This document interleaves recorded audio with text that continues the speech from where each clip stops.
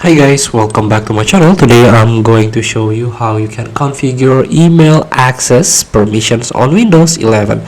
So if you want to configure the permission, you can go to the settings on your Windows, click start icon and go to the settings, and you can access privacy and security. Under application permission, you can search for email. Click it, and this is the email access. Anyone using this device can choose if their apps have access to their email when this is on. So here, let apps access your email, like choose which apps can access your email, mail and calendar, people here. So you can turn this on or turn this off, is based on your preferences.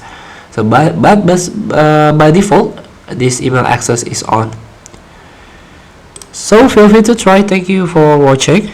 Don't forget to comment, like and subscribe, and so click the next button below. See you in the next video.